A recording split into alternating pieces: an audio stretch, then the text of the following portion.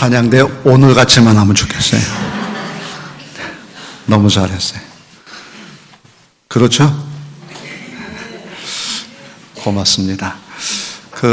강대상도 이렇게 화려해지고 너무 좋잖아요. 수고하신 분들 감사드리고 또 치아를 드립니다. 하비 콕스라고 하는 하버드 대학의 유명한 교수가 있는데, 이분이 건강한 교회 또는 균형 잡힌 교회가 되려고 하면 세 가지의 교회가 있어야 되는데, 하나는 출애굽의 교회, 또 하나는 시편의 교회, 또 하나는 계시록의 교회다, 이렇게 말씀을 했습니다. 출애굽의 교회라고 하는 것은 구원받은 성도들의 모임을 인식하고 또 구원받은 은혜에 감사하는 그런 교회다는 그런 얘기입니다. 시편의 교회는 시편의 저자들이 여러 가지 많은 상황 속에서도 하나님을 찾고 하나님 안에서 문제를 해결해가는, 그래서 감사가 있고 그래서 인생이 축제가 되는 그런 신앙생활의 교회가 시편의 교회다, 이렇게 이야기를 합니다. 그리고 계시록의 교회라고 하는 것은 새하늘과 새 땅이라고 하는 새로운 하나님의 세계를 바라보면서 그런 세계를 만들어가는 것이 건강한 교회다, 이렇게 얘기를 합니다. 시간적으로 따지게 되면 과거, 현재, 미래, 이것을 동시에 잘 살아야 건강하다는 거죠. 우리 인생도 마찬가지잖아요. 너무 과거에 매여 있으면 안 되죠. 현실만 치중해도 안 되죠. 또 미래만 생각하고 살아면 안 돼요. 과거, 현재, 미래를 동시에 잘 살 수 있는 것, 그런 교회. 오늘 추수감사절 이 말씀의 본문을 준비하다가 이 말씀 속에 추수감사절 교회가 이게 건강한 교회고 균형 잡힌 교회다 하는 것을 깨닫게 되었습니다. 그래서 오늘은 이 추수감사절 교회, 오늘 본문 말씀을 통해서 이 하비캅스가 얘기하는 건강한 교회, 균형 잡힌 교회를 기준으로 해가지고 같이 은혜를 나누도록 이렇게 하겠습니다. 자, 첫 번째 우리가 생각할 것은 함께 즐거워하라 하는 말씀입니다. 한번 따라 하실래요? 함께 즐거워하라. 13절 14절 말씀 우리 같이 크게 읽고 아멘 하십시다. 시작. 너희 타작 마당과 포도주대 소틀을 거두어 들인 후에 이래 동안 초막절을 지킬 것이요 절기를 지킬 때에는 너와 내 자녀와 노비와 내 성중에 거주하는 레위인과 객과 고아와 과부가 함께 즐거워하되. 아멘. 여기 이제 함께 즐거워하라 그랬습니다. 추수감사절 이제 추수를 하고 난 다음에 하나님께서는 잔치를 이제 하라고 하시는 거죠. 그래서 초대할 것은 너와 내 자녀와, 거기서 끝나지 말고 넘어서는 거죠. 내 노비와, 일꾼입니다. 내 성중에 거하는 레위인, 주의 종들, 제사를 드리는 분들을 얘기합니다. 그리고 고아와 과부, 부모 없고 남편 없고 의지할 곳이 없는 소외되고 외로운 자들을 잔치에 초청을 해서 함께 즐거워하라. 표면적으로 보게 되면 그들을 위로하고 격려하고 그래야 진짜 잔치 아니냐, 이런 말씀입니다.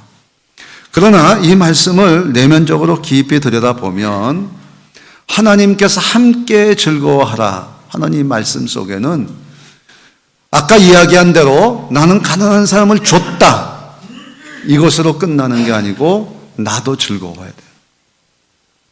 출애굽의 교회는 구원받은 성도들의 은혜를 감사하는 거예요. 여러분 돌아보면 우리도 애굽에 있을 때는 노예였습니다. 고아와 과부였습니다. 의지할 곳이 아무데도 없었습니다. 그런 나를 하나님께서 은혜로 구원해 주셔서 우리로 하여금 하나님의 자녀가 되게 하시고 천국 백성이 되게 하시고 함께 즐거워하면서 나도 옛날에 당신들과 같았어. 적어도 추수감사 속에는 그런 겸손이 있어요. 하나님의 은혜에 감사하는 겸손이 있단 말이에요. 우리는 추수감사를 하면서 겸손의 마음을 가지는 것이에요. 이 겸손을 가지고 그들을 대접하면서 당신들도 하나님의 은혜를 받으면 하나님의 자녀가 되고, 그래서 자유인이 되고, 그래서 땅을 갖고 내가 이렇게 풍성한 삶을 내 것으로 누릴 수도 있고, 그리고 내가 당신들에게 이것을 나눠주면서 하나님의 정의를 이 땅에 실현할 수 있는 그런 사람이 된다라고 하는 겁니다. 겸손이라고 하는 말은 낮은 마음의 태도입니다. 자기를 낮추는 것이 아니라 낮은 마음의 태도를 가지고 자기를 직시하는 거예요. 늘 자기를 돌보는 거예요. 내가 옛날에 어땠는가. 여러분, 지금이 여러분의 전부가 아닙니다. 우리 모두에게는 과거가 있어요. 우리 교회도 장로님 기도하신 대로 과거가 있어요. 어려운 시절 많았습니다. 제가 처음에 교회 부임했을 때 이 지하실에 살았어요. 너무나 추워가지고 창문을 비닐로 막으니까 그 바람이 통하지 않는 연탄가스가 꽉 찼어요. 새벽 기도를 하는데 누가 합니까? 나 혼자밖에 없는데 엉금엉금 기어가지고 올라와서 새벽 기도를 했습니다. 밑에 화장실이 없으니까 화장실 한번 가려면 이 위에까지 뛰어 올라와야 되는 거예요. 장이 나쁜 아내는 그 아픔을 그렇게 겪으면서, 우리가 그런 시절이 있었습니다. 그리고 이 교회를 이렇게 조금이나마 수리를 해놓고 얼마나 기뻐하고 좋아했는지. 에어컨 하나 없이 예배를 드리던 그 예배실에 에어컨을 달면서 그렇게 기뻐하고 주변에 있는 교회들이 다 부러워하고 그러던 시절이 있어요. 지금처럼 저런 교육관이 어디 있습니까? 이 건물 안에서 그냥 폭탁 모든 일을 다 했던 그런 시절이 있어요. 돌아보면 하나님의 은혜고 하나님의 사랑이고 겸손해져야 돼. 겸손해져야 돼. 언제부터 그랬단 말이에요. 우리는 겸손해야 돼요. 함께 즐거워하라. 그들에게 있으니까 내가 너희에게 준다. 이런 교만함이 아니라 우리도 과거에는 그런 사람이었다. 그런 겸손한 마음으로 하나님께서는 살기를 원하시는 거예요. 사도 바울이 그렇게 복음 전하고 이렇게 수고하면서도 교만하지 않으려고, 나의 나된 것은 하나님의 은혜입니다. 하나님의 은혜입니다. 나는 죄인 중에 괴수입니다 라고 얘기를 합니다. 베드로 사도 겸손으로 허리를 동이라. 겸손. 때가 되면 하나님이 높여주시리라 말씀하면서 겸손하게 살기를 원하는 거예요. 우리는 구원의 은혜를 생각하면서 과거의 나를 돌아보면서 지금의 나만이 아니라 과거의 나가 지금의 나가 된 것을 감사하면서 보다 겸손해지는 그런 추수감사절, 출애굽기의 교회가 바로 구원받은 신자들의 겸손을 드러내는 교회, 자유와 정의가 있는 교회를 의미하고 있습니다. 오늘 우리가 그런 교회가 되기를 주의 이름으로 축원합니다. 두 번째는 온전히 즐거워할지니라 하셨습니다. 따라합시다. 온전히 즐거워할지니라. 아멘. 자, 15절 말씀입니다. 같이 읽겠습니다. 시작. 내 하나님 여호와께서 택하신 곳에서 너는 이랫동안 내 하나님 여호와 앞에서 절개를 지키고 내 하나님 여호와께서 내 모든 소출과 내 손으로 행한 모든 일에 복 주실 것이니 너는 온전히 즐거워할지니라. 아멘. 온전히 즐거워할지니라. 어떻게 온전히 즐거워합니까? 하나님 앞에 제단을 쌓고 그러면 하나님이 내 소출과 내 행한 일에 복을 주시기 때문에 하나님의 복 받아서 온전히 즐거워한다는 거예요. 세상은 우리를 온전히 즐겁게 못합니다. 지난 태풍 2번 부니까 도심에 간판이 떨어지고 어떤 집은 무너진 집도 있다고. 그런데 뉴스에 보니까 과수원에 배, 그냥 정말 잘 익은 배들이, 사과들이 그냥 다 떨어졌다. 그런 것을 생각하면서 농사를 짓지 않았을 텐데 그런 일이 생기는 거예요. 태풍이 부니까 그 잘 익은 벼들이 다 무너지고 거기에 물이 그냥 쌓여 다 막 허망하게 이렇게 앉아 있는 모습들이네. 이게 인생에도 태풍이 불어오는 거예요. 전화를 했더니 권사님 왜 이렇게 못 오셨어요? 남편이 2달밖에 못 산대요.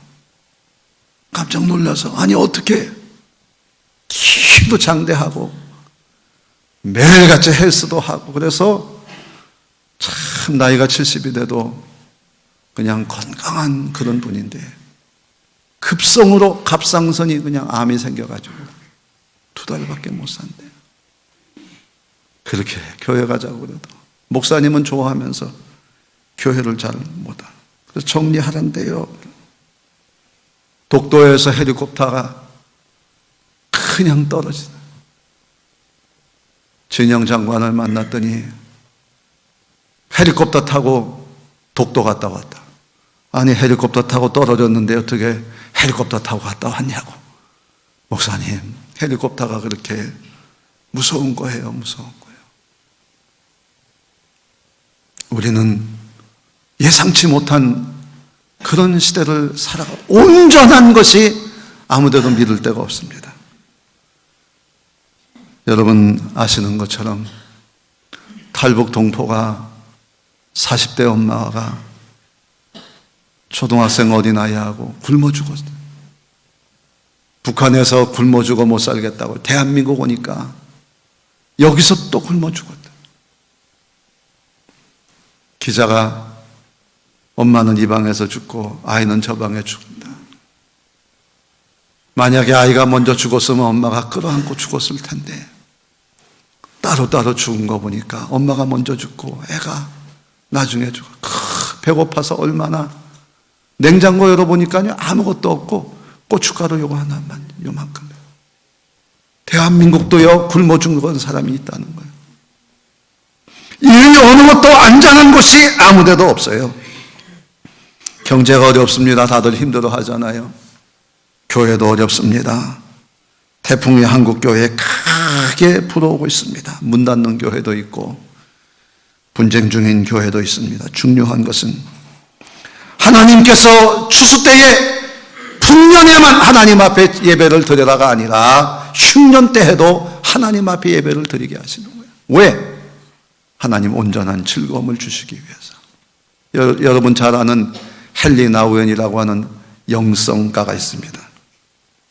토론토의 테일 브레이크라고 하는 정신지차 장애인 공동체에서 이분이 살았습니다. 거기에서 있었던 일이 2001년도에 이 공동체에서 한 부부가 루카스라는 아이가 태어났습니다. 이 아기는 뇌가 두개골 밖으로 빠져나와 키형 가진 채 태어났습니다.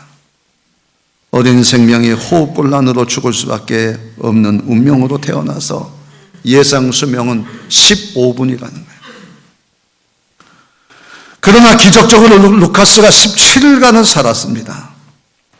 데이브레이크 공동체에서는 세상의 부모가 아기에게 해줄 수 있는 모든 사랑을 아기에게 다 쏟으면서 기도했습니다. 아이는 17일간 정말 축제처럼 기뻐하고 사랑하면서 돌보아 주었는데 17일 만에 애가 세상을 떠났어요. 이때 루카스 아버지가 장례식장에서 아주 놀라운 고백을 합니다. 이렇게 얘기합니다. 나를 아버지로 만들어준 내 아들 루카스에게 감사합니다. 내 아들 루카스는 사랑하는 아들의 고통과 죽음을 지켜보는 아버지의 마음을 알게 해 주었습니다. 하나님의 마음을 알게 해줬다는 거예요. 여러분, 아무리 많은 지식이 있어도 이런 얘기를 할 수가 없어요.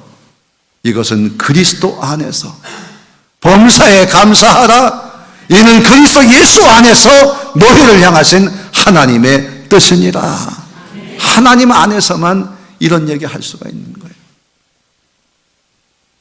기도하고 말씀 안에 정말 있으면 우리는 이런 어려움도 이길 수 있는 거예요. 여러분 잘 아시는 것처럼 미국에서 있었던 일인데 이 회사가 구조조정 해가지고 직장을 그만두게 되었습니다. 예수 잘 믿는 이런 분이 이 예고를 미리 받았기 때문에 하나님 앞에 기도로 준비하다가 마지막 떠나는 날 정말 정중하게 감사합니다. 그동안 너무나 고마웠습니다. 회사의 입장에서는 너무나 미안해하는데 아닙니다. 내가 일할 수 있게 해주셔서 너무나 감사합니다. 감사합니다. 며칠이 지났는데 연락이 왔어요. 어느 회사에서 정말 진실하고 정말 올바른 그런 사람이 한 사람 필요하다. 격리를 맡을 사람이 필요하다. 이분이 추천이 됐어요. 여러분, 감사하면 이 어려운 중에도 예수 안에서만 감사할 수가 있는 거예요. 감사하면 하나님이 이 고난을 유익되게 만들어 주시는 줄로 믿습니다. 다니엘이 그런 거잖아요. 다니엘이 자기가 죽을 수 있는 상황 속에도 하나님 앞에 기도하면서 감사하니까 사자굴 속에 던져져도 나는 이제는 이것으로 끝나도 감사합니다. 웬걸 하나님이 그를 사자굴 속에서 건져주셔서 원수는 망하고 그는 더 흥하게 하시는 거예요. 우리가 추수감사절의 또 다른 용어는 뭐냐? 믿음입니다. 믿음 안에서만 우리는 온전히 즐거워할 수가 있게 되는 것입니다. 인도의 한 어머니가 감사절에 감사 예물을 들고 교회에 왔습니다. 목사님이 어떤 뜻에서 예물을 드렸느냐 물었더니 그 어머니는 아들이 아파서 열심히 기도한 대가라고 했습니다. 목사님 말씀이 아들이 다 나았냐 물어보았더니 아니요, 아들이 죽었습니다. 아들이 죽었지만 이제는 영원한 하나님 나라에 들어갔으니 감사해서 감사 예물을 가지고 왔습니다. 여러분, 하나님의 사랑에 대한 응답이 믿음입니다. 여러분 잘 아는 욥이 얼마나 멋집니까? 그 고난 속에서도 하나님이 모든 것을 하십니다. 할 때에 그는 자기 친구들을 축복할 수도 있고 하나님 앞에 감사의 제단을 쌓고 하나님은 그를 배나 축복하신다고 하지 않습니까? 우리가 아무리 어려워도 우리가 하나님 제단 앞에서 감사할 때 하나님 우리는 깨닫게도 하시고 길도 열어주시고 고난이 유익이 되는 이런 축복으로 인도해 주실 줄로 믿습니다. 신자의 온전한 즐거움은 하나님을 믿는 믿음 안에 있습니다. 사도 바울은 비난을 많이 받잖아요. 많은 사람을 가 선도하고 또 병도 고쳐주고 막 죽은 사람도 살리는 기적을 해요. 그런데 사람은 왜 남의 병은 고치면서 네 병은 못 고치냐? 이 사도 바울도 머리가 두통이 너무나 심해서 머리를 들 수 없을 정도로 아팠습니다. 눈이 너무나 나빠가지고 참 앞을 잘 보지도 못할 정도였습니다. 간질이 있어가지고 설교하다가 쓰러진 적도 있습니다. 사람들이 조롱하는 거예요. 남은 구원하면서 왜 자기 자신은 구원하지 못한? 예수님도 똑같은 말씀을 들었습니다. 죽은 사람도 살렸다며 그러면 그 십자가에서 내려와 봐라. 내가 믿을 테니까. 주님 내려오지 않고 하나님 뜻에 순종한 사도 바울은 하나님 앞에 간절한 마음으로 기도했습니다. 그랬더니 하나님께서 깨닫게 하시잖아요. 너로 하여금 교만하지 않게 하려고 내 병을 그대로 두는 것이다. 하나님 감사합니다. 나로 교만하지 않게 하시려고 내게 이 병을 주셨으니 이것이 하나님의 은혜인 줄로 믿습니다라고 하는 위대한 하나님의 종이 되는 거예요. 사랑하는 여러분, 이제 우리가 부흥회를 하는 이유가 다른 게 아니에요. 우리가 하나님 앞에 제단을 쌓을 때 우리에게 있는 많은 문제와 어려운 시련들이 다 문제가 해결될 줄로 믿습니다. 온전히 즐거워하게 하시는 하나님의 예비된 축복이 있는 거예요. 하나님 앞에 제단을 쌓을 때 하나님이 우리에게 길을 열어주시는 거예요. 저녁 집회로부터 시작해서 화요일 날 새벽 6시, 낮 11시, 저녁 7시, 또 수요일 날 6시, 낮 11시, 저녁 7시. 여러분을 힘들고 어렵게 만들려고 하는 게 아닙니다.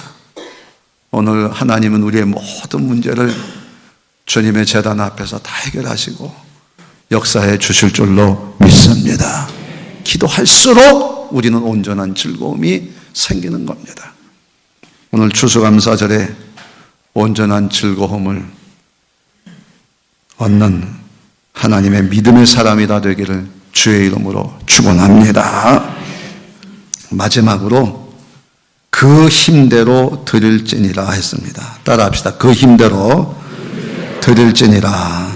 자, 16절 17절 같이 읽겠습니다. 시작. 너희 가운데 모든 남자는 1년에 3번 곧 무교절과 칠칠절과 초막절에 내 하나님 여호와께서 택하신 곳에서 여호와를 배웁되 빈손으로 여호와를 배웁지 말고 각 사람이 내 하나님 여호와께서 주신 복을 따라 그 힘대로 드릴지니라. 아멘. 그 힘대로라고 하는 말은 힘껏 뭐 이런 뜻이 있습니다. 그러나 그 내면을 들여다보게 되면 그 힘대로라고 하는 말은 누구든지 빠짐없이 드리라는 거예요. 한 사람도 빠짐없이. 여러분, 이 말씀 속에는 하나님의 사명이 있습니다. 우리 모두에게 주신 하나님의 사명이에요. 어리석은 부자처럼 살지 말라는 거예요. 풍년됐으니까 창고 짓고 오랫동안 잘 먹고 잘 살 것이다, 이렇게 얘기하지 말라는 거예요. 왜? 하나님 언제 데려가실지 모르니까. 그래서 하나님께서 하시는 말씀이 이겁니다. 오늘 밤 내 생명을 가져가면 그 모든 재산이 네 것이 되겠느냐. 여러분, 이 세상에 있는 모든 것들은 다 내 것이 아니에요. 어떤 분이 그러냐면 쓰는 것만큼 내 것이라고. 어느 추운 겨울날 저희 집에 도둑이 들었습니다. 개가 유난히 짖는 바람에 바깥에 나갔더니 도둑이 개에게 쫓겨가지고 쓰레기통 위에서 벌벌 떨고 있습니다. 개를 물리치고 도둑을 만났습니다. 40대 초반으로 보이는, 그때 제 나이가 50이 좀 넘었으니까 저보다 나이가 좀 밑으로 보이는 남자분입니다. 집 뒤로 돌아가 보니까 저희 부엌으로 들어오는 그 문을 뜯으려고 망치로 깬 자국이 있습니다. 근데 개들이 이제 있으니까 이분이 더 이상 하지 못하고 쫓겨가지고 쓰레기통 위에 있었던 것 같아요. 술 한잔하고 남루했지만은 그렇게 나쁜 사람이다 하는 생각이 들지를 않았습니다. 불쌍한 마음이 들어서 배가 고프다기에 해성 슈퍼에 가가지고 빵하고 우유를 사서 대접하고 몸을 좀 녹여드렸습니다. 인천이 집이라고 해서 교통비하고 하라고 5,000원 들여서 잘 가라고 보내드렸습니다. 그분께서는 저에게 이렇게 얘기했습니다. 감사합니다. 감사합니다. 감사합니다. 그래서 제가 웃으면서 그랬어요. 여기 목사님 사택이니까 별로 가져갈 거 없어요. 그러니까 다음에 오지 마세요. 그 이후로 도둑이 든 적이 없습니다. 한 번은 교회에 있는데 거린이 찾아왔어요. 잘 대접해야지. 예수님은 냉수 한 그릇이라도 대접하는 것이 나를 대접한 것이라 그랬는데 그 이 앞에 건물에 목욕탕에 있어서 제가 사명을 줬어요. 가서 목욕하고 오면 내가 맛있는 밥 사준다고. 그 목욕을 하고 말끔하게 하고 왔더라.